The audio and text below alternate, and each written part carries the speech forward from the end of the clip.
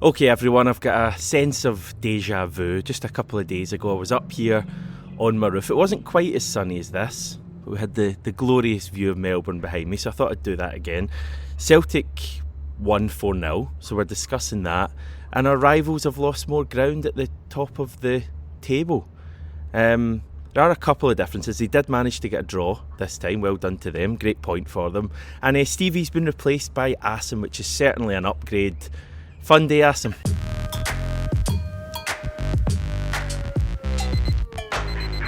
It was a great day. Not the weather wasn't quite as good as yours over there. By the way, it was absolutely brutal today in terms of the cold. Probably the coldest it's been all year, but more than made up for it because just as I was walking back to the car after the game, you hear that your rivals have dropped further points and. Yeah, similar scoreline to the other day, but I would say a much better performance from Celtic from start to finish today. So yeah, all in all, it's been a great day, a great week, and all things looking rosy in terms of Celtic at the moment. Yeah, I really need to apologise. This is poor from me, isn't it, sitting out here? It's so we're at 9:12 in the morning for me, and you're, 12 minutes past 10 in the evening. Yep. So I appreciate you staying up, Yeah. and apologies. It's lovely and warm, but how horrible was it? It seemed very windy. Windy, freezing cold, wet, yeah, a bit of everything. But like I say, it was fine during the game. It was more the walk afterwards. But yeah, Celtic made up for it today, and definitely been in good spirits. Been up all day afterwards, just kind of watching highlights and seeing all the Twitter fallout and stuff like that. Still to catch sports scene, so yeah, looking forward to all that after this. So here I am, just outside good old Celtic Park in the aftermath of a 4-0 win over St Johnstone. Stevie, who's holding the camera's favourite team, as everybody knows. A comfortable win in the end. We made quite a lot of changes. I won't go through them all. Hamish can talk about them when he talks about the game. But I mean, comfortable win. Like, we've done what we needed to do. We've stretched our lead at the top of the table. I think it's 14 points we're ahead as it stands of another team in Glasgow. And they get an abacus to count how many points ahead we are. But yeah, a comfortable win. Star man was probably Arne Engels again. He's really coming onto a game. He didn't score, but he was involved with at least one of the goals. The opening goal was scored by Nicolas Kuhn, a typical Nicolas Kuhn goal. Great finish. And then the second half, we scored. Kyogo got 2 goals. They were typical Kyogo goals that I would expect for the good old days in Kyogo. Like, one was a goal for practically on the goal line after a Bernardo effort had been saved. Then a good cross by Engels, a brilliant finish by Kyogo, a real poacher's goal by him. One of the goals he'd have scored in his first 2 seasons. Good timing to get the goals as well, just before we play Rangers on Friday. And the 4th goal was scored by Dyson, who came on as a sub. A goal which unfortunately I missed because I was doing the toilet, which shows what a professional I am. But yeah, 4-0, that's really what we would have wanted. Like, 2 4-0 wins after drawing points for only the second time this season. Can't complain. Goal differences miles better than them days well, and we're going to the first game next year miles ahead at the top of the league. So I'd just like to wish a happy new year to Hamish and all the Celtic AM listeners, and Stevie as well, Celtic AM viewers. I mean, of course, Celtic AM, that great channel, and yes, and listen to Gig Pod, of course, as well, that wonderful podcast. Hail, hail. Thanks to Hamish for letting us do this video. These are really enjoyable days, aren't they? Before we go on and chat about the game, just seeing Celtic continue to win and play well and score another 4 goals, and also the added bonus of seeing our rivals. 10 in a row was been sung for the first time in several years today as well.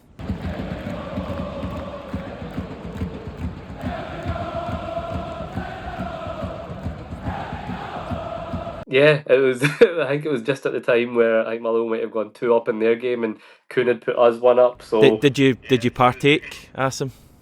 of course, of course. Yeah, I was reminded me back of 2017. And that was good, really enjoyable fair. And yeah, it's brilliant times just to think, like, obviously we'll talk about everything in between, but a whole full calendar year without defeat. So, I remember the first game of the year, I think it was Bucky Thistle. Similar probably weather conditions that day, but yeah, to think we've gone through a full year, including 3 Champions League games unbeaten. I think there's a lot of credit goes to Rodgers and the team, and I'm sure we'll discuss that. And the manager kind of spoke about that as well. So as you say, it's just brilliant times right now. You honestly you pinch yourself at just how good things are because you don't want to take it for granted. But we're on course for a memorable season. Certainly, and I mean it's a good point you make, that Bucky Thistle game. The difference in how you feel about this Celtic team from the first game of 2024 to the final game is ridiculous, and I guess Brendan Rodgers and the players just deserve so much credit. Good today, really good. I thought, even right from the start, it's always difficult to break down these teams.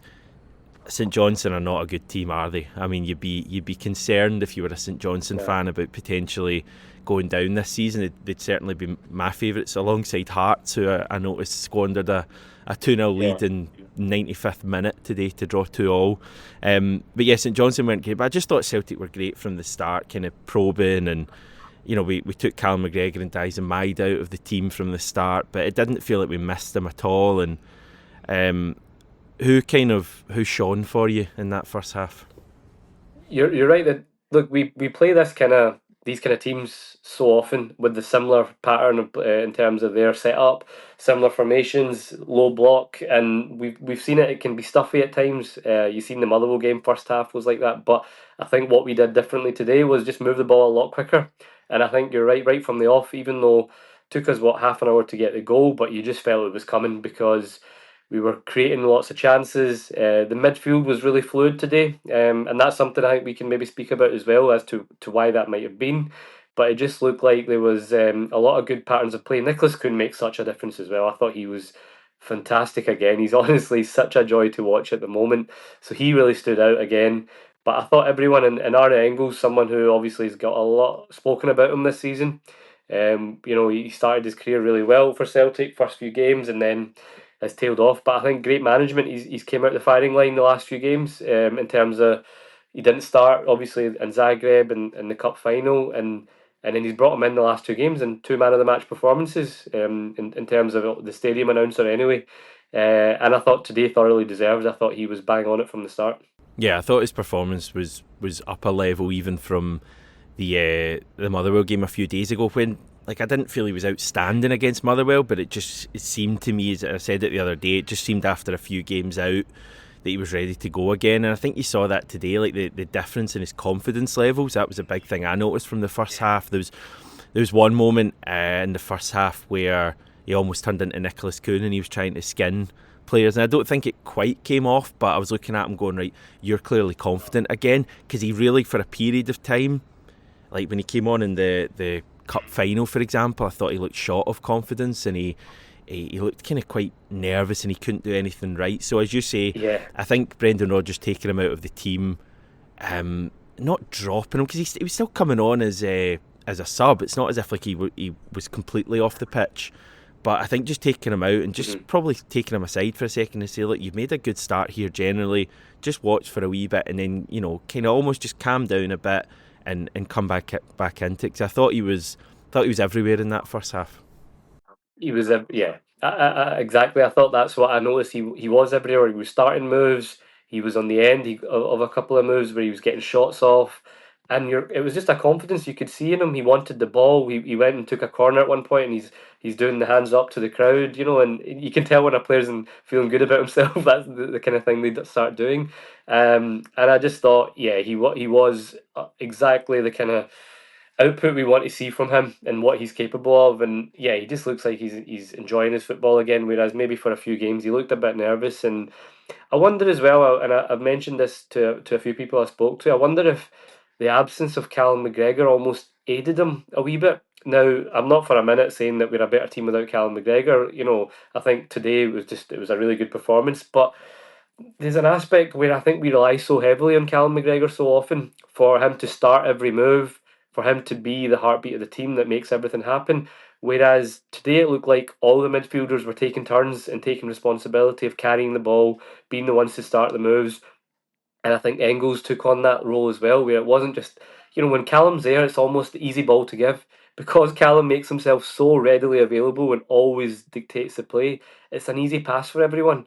Whereas when he's not there, I think it means the other players need to take on a bit more responsibility. And I thought, I noticed that today, especially in the first half. And Engels, I thought, really benefited from that. Yeah, it's an interesting point, actually. It's one that I hadn't really considered, I guess more than anything else, it's just a different dynamic in that midfield as well. And when you're playing with different players, maybe for the first time, as you say, maybe you can find different wee combinations.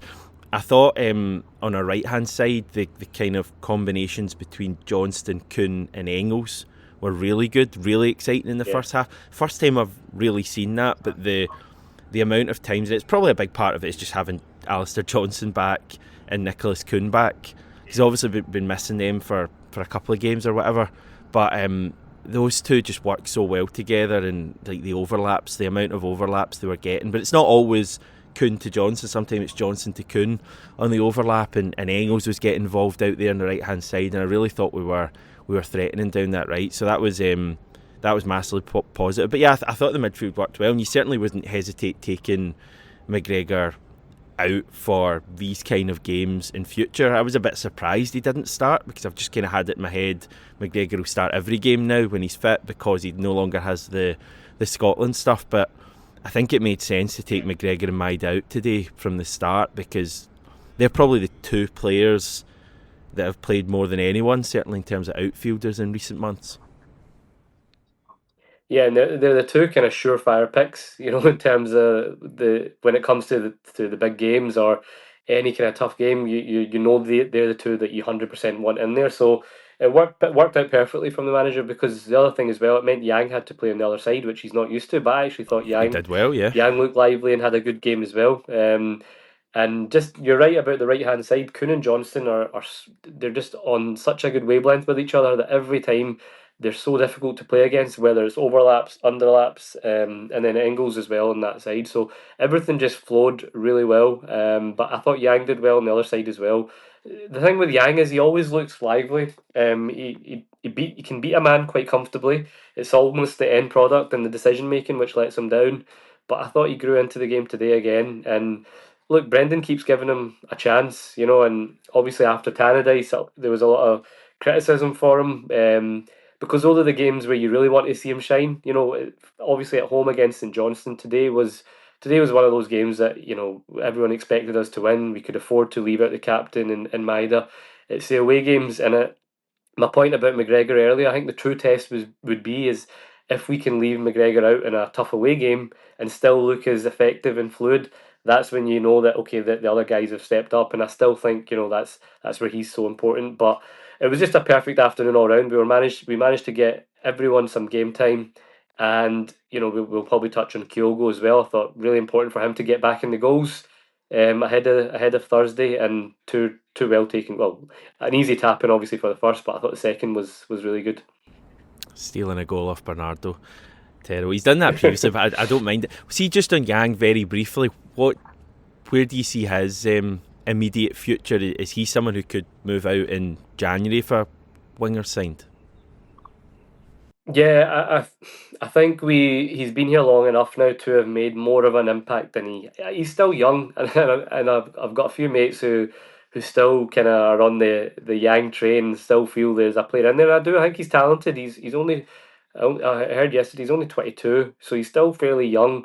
He's still learning, but I just think that can we rely on him? As for example, the Tannadice is a good example, and there's been a few away games where he's had a chance now. Obviously, with Forrest being injured, he's your next guy that comes in, and he's just not done enough. I think in terms of goals and assists, his numbers haven't really been good enough. But I do think he's someone that could benefit maybe from a loan move, and then maybe come back rejuvenated. But I do think that's an area where we need to strengthen in January, and then obviously that will mean less game time for Yang, which then begs the question: has he got a future here? So I think a loan move would be the best option for him to see if he can still cut it. Yeah, I'd love to see him loaned out to another Scottish team. I'd love to see him at Hibs or someone like that. Obviously, Con's there at the moment as well. But just get him somewhere where he can play regularly. Decent club who play decent football. Hibs seem like they're on the up. I don't know if they're looking for a winger at the moment, but I think certainly Yang could do a job for them. And let's find out. I've got real doubts, obviously, whether he's ever going to be good enough for Celtic, but that's what I'd be looking to do. I don't know if it will happen though, because I think Palma's certainly ahead of him in the list in terms of players who are going to move out in January, and I think that's clearly going to happen. We're going to sign at least one winger. Whether we sign more than one, I'm not sure, but I think if it's clearly going to be like one in, one out, so for Yang to go, we'll probably have to sign another one. So it's going to be interesting. A few people have said, obviously, Rodgers, he keeps picking him, so you must see. But then you look at it, he's not really got any alternatives. It's not like he's got someone else he can play. So I think Rodgers has given him quite a few chances and probably feels similar to the way we're all thinking that, we probably do need to replace him. But until such time, he'll persevere. The difference is, last year we had to rely on Yang and Palma, and those were the games we were dropping points. This year, obviously, we've got Kuhn on fire, we've got Maeda, so we can get away with it. But I think that's going to be a priority position to strengthen. Yeah, nicely moved on. And I hear Jota's looking to leave Rennes. So could you imagine a team with the options of Maeda, Kuhn, and Jota? And James Forrest as well. Wow. Yeah. Right, and Kieran Tierney behind them. Just get everyone back. Let's get Jason Denier back at this as well while we're at it. Random one from me there. Right, let's move on. Nicolas Kuhn was excellent. I thought again he was doing that kind of Nicolas Kuhn where he just looks capable of skinning anyone and wants to skin everyone. He had that run in the first half where he dribbled past about 5 folk and he had about 5 chances to get a shot away and didn't. And that's just Nicolas Kuhn. And I don't mind it because when he gets a real opportunity like the one that he got for his goal. And bear in mind, Engels had one just before that. It was kind of similar in that I think Yang actually found him on the right-hand side and he should have taken a touch and smashed it and basically did what Kuhn did. The minute Kuhn got that ball, can't remember exactly if it was Kyogo or whoever passed it to him, but the minute he got that ball, I think I said aloud to myself, speaking to myself in the room watching it, I said, goal. You just knew. You no doubt in your mind.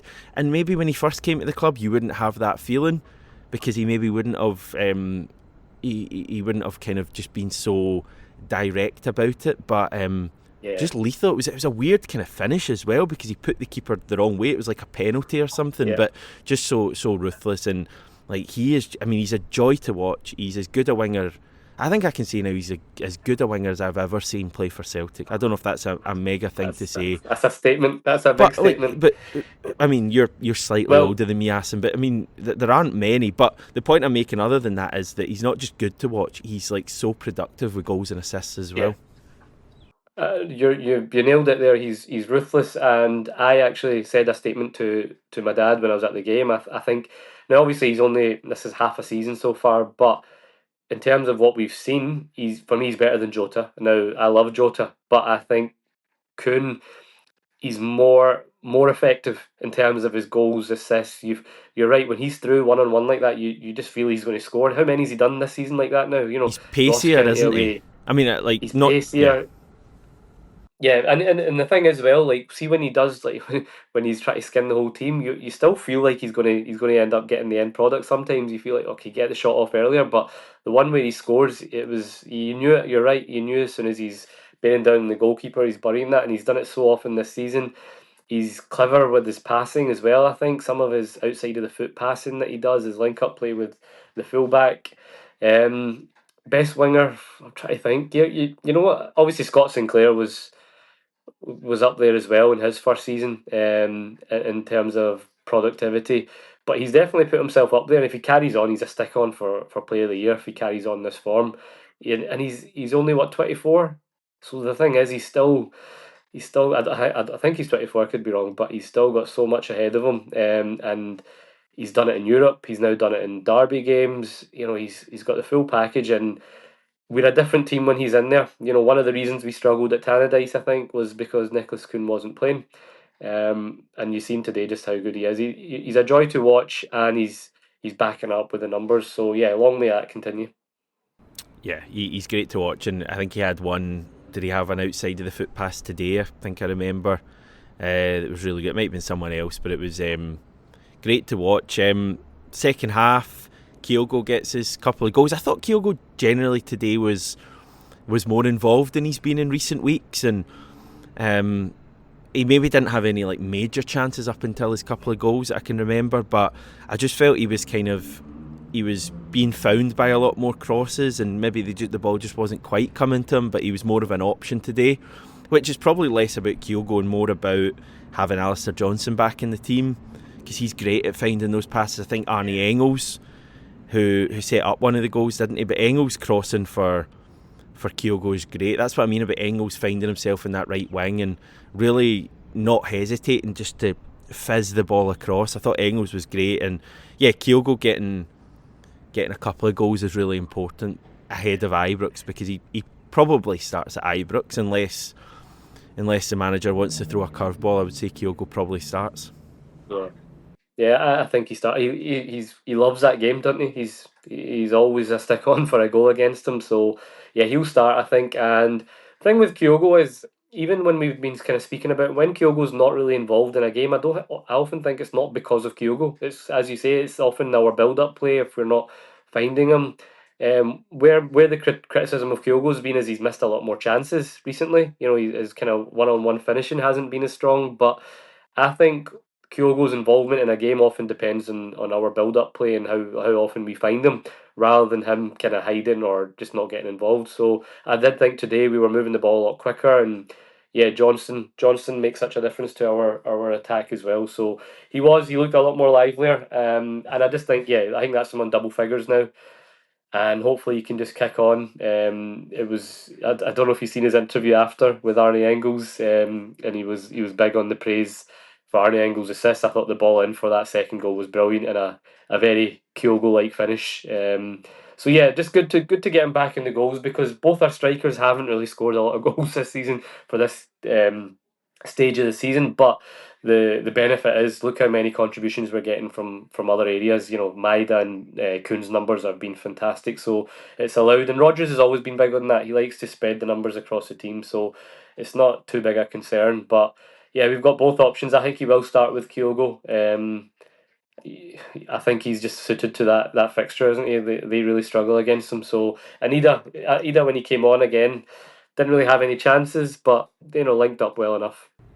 Yeah, Brendan Rodgers, I think, mentioned that after the game as well, the fact that he's not too fussed about strikers not scoring goals. It's all about the greater good of the team. But regardless, I think going into Ibrox can only be a good thing that Kyogo notched a couple of goals, and yeah, you're suddenly feeling quite good about Kyogo in that fixture again if he gets the service like he did today.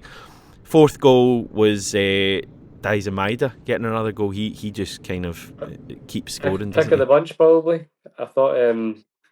Yeah, Bernardo was excellent for that.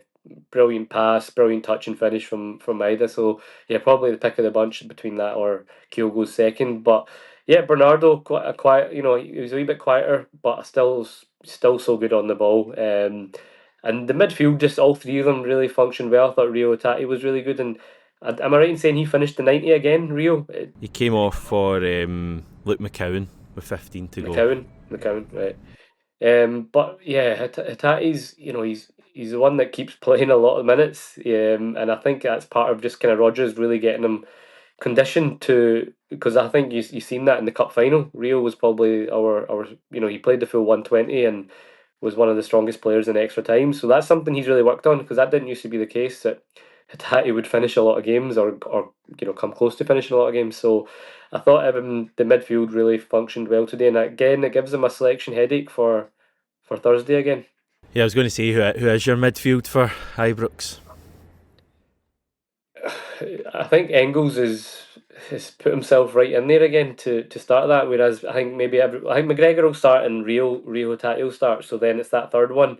And obviously for a couple of weeks there, it looked like Bernardo had made that his, but then Engels has come in with 2 man of the match performances, so he could really. I think whoever he goes with, you can't have any complaints. I think on the back of the 2 performances, I think Engels will get the nod. Yeah, I mean, for me personally, McGregor, Engels, Hitati would probably be my midfield. I mean, you can say the same thing before every game. I really wouldn't be frustrated in any way if Bernardo or Luke McCowan started. I wouldn't be worried about that at all. And I don't think think McCowan will start, but clearly Bernardo could well be in Brendan Rodgers' team. I did just wonder, because McCowan didn't start today, whether just if the Brendan Rodgers is fancying a wee curveball at Ibrox. But I do think it will be certainly McGregor and Hitati will start, and I think Engels just. I think over the past couple of games, Engels has been the one for me more so than Bernardo. And I just think with those legs he has, that they could be really important, because it's going to be, you know what derbies are like, they're pretty Yeah, frantic. yeah.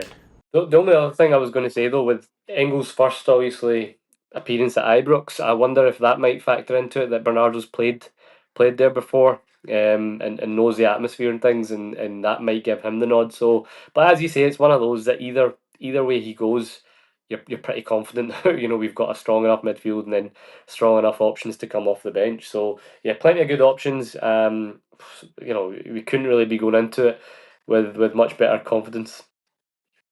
Right, so good job, Asim. Really good from Celtic today. They got even better though. More drop points across the city. They were playing Motherwell, who we battered 4-0 a few days ago, and Rangers were 2-0 down, and came back to get a draw. So they fought back to an extent. Maybe wee reminders of, did we have a draw at Hibs back in the COVID season? We were 2-0 down and came back to draw 2-2. Yeah. Something like that. What are we, 14 clear now, Asim? 14 clear, but just a week ago everyone was talking about a title race being back on. You know, there was tweets going round, if we win it, if we beat them, it's down to 6 points. I think their manager almost probably thought like that. He started resting players against St Mirren and Motherwell. Yeah, it's been it's been comical what's going on across the city. You know, I said this after the cup final. There was all this chat about how well they played, and you know, all the penalty debate, and there was just a big deflection really. That, you know, these one-off games fine, but they thought they were back because they beat Ross County and Dundee and St Johnstone, and they start all their talking before before it even gets to the crunch times, and then here we are again, and we've got a chance to make it 17 points on Thursday. So yeah, look, the thing with Celtic, we're so ruthless right now as well. You know, like games like today and the other day, 4-0 victories. You know, you could argue that we've still not played at our absolute. I thought today was really good, but we're just making light work of these games now, and going about our business so effectively, so efficiently. And meanwhile, it's just an absolute circus act across the city, and it's been enjoyable to watch. And we hopefully can just top it all off by beating them. You know, just the way Rodgers used to do in his first stint. A kind of performance like that would go down well. But the beauty of it is we're in such a good position now that there's no pressure on us whatsoever. You know, there's absolutely no pressure going into that game. I remember a couple of years ago when we were 9 clear under Ange, and we went there, and there was still that feeling that, right, we need to kind of avoid defeat. Don't give them any hope. I think Michael Beale had won every game since he came in at that point, and that kind of just not. But this time it's just completely different. I think the atmosphere could be really toxic if we start the game well or go a goal ahead. So it's just nice to go into that game with absolutely no pressure whatsoever. I think it's a good point you make that, because like when we've been going there recently in the past, you're right, like we've maybe been 9 points ahead in the league, but they've been on the upturn and the confidence has been high, and a lot of the time there's been a bit of bravado from them. This is the one we're going to beat them. Yeah. And obviously it doesn't happen, but it's there. Whereas this time, we've got no fans in the stadium, and obviously I'd rather we did have fans, but I almost feel in a weird way kind of happy about that. We'll see how it plays out, but just leave their support, who are clearly at the team's throats, leave them to their own devices, and let us go and make a fast start there. I mean, imagine we get an early goal on Thursday. Like it genuinely is going to turn into a really kind of nasty place for them to play. So I can't wait to see Thursday, and hopefully the team just turn up. But again, I think Celtic are just ready to go in this game. Like I don't think there's I don't think the team are treating this game in any kind of different way to what they would normally do. Clearly it's a big game for us, but I think the team will feel quite relaxed, and clearly will feel that we have the beating of Rangers, and maybe even though we won the cup final, a wee bit of a score to settle and to show that we're a good bit ahead of them. But the atmosphere on Thursday, Asim, could be pretty hostile, like it normally is for derbies, although hostile towards their own team this time. Yeah, and you're right. The last couple of times we've gone to, even if you look at the one in was it April, the 3 each game, you know, they had a chance to really open up a decent gap. Then again, all the chat, all the bravado, all the hype was about them. and they blew that, but yet celebrated a 3-3 win, and did a lap of honour at the end of the game. But this time it will be different. If we start the game well, if we go a goal ahead, you can just imagine. You're right. It's just going to be angry bears all over the place. And I think Rodgers is quite big on the whole psychology thing. I think he will look at that cup final and look at all the kind of media narrative, that word again, about how they were the better team. And I think you seen it when we played Aberdeen, in the cup semi after the 2-each game a couple of weeks prior. It almost felt like Rodgers really had a score to settle in that game, and I think he'll be hammering that home to the players as well. All the chat after that cup final was about how, oh, they're closing the gap and this, that, the next thing. I think we'll be on it. And I'm feeling really confident. I'm feeling really confident, which I don't often go into Ibrox. It's one of those ones that, regardless of where we're at, I always kind of have a bit of apprehension going into that game. Don't know why, because the team have delivered time and time again. But this time I'm feeling that we could go there and win comfortably, hopefully. Yeah, I mean, the small picture is that it's a big game for us. The big picture is that we're going to win the league. I think people already feel that. I hope you have a lovely new year. Thanks so much for joining us, and we'll catch up with you in the new year. And 2025 is going to be a great year for Celtic as well, I feel. Yeah, it's been great. Like we said, the start of the season, the start of the year was Bucky Thistle, but there was a completely different atmosphere at that point. And we've got a full season unbeaten at home. My highlight was probably the Leipzig game. I think that's one that we'll talk about for years to come. But I think the manager kind of alluded to it in terms of going forward. This will be one of those seasons or years that people will be talking about, hopefully for a long time. And yeah, plenty to look forward to in 2025. January is going to be a huge month in 3 different competitions. So yeah, looking forward to it all. Bring it on. Listen, thanks Asim. Thanks everyone for tuning in and watching this. Hopefully it's been a great start to your week, and hopefully the great week continues. We are going for, I think, I've lost the number now, I think it's 11,000 or maybe even 12,000 subscribers.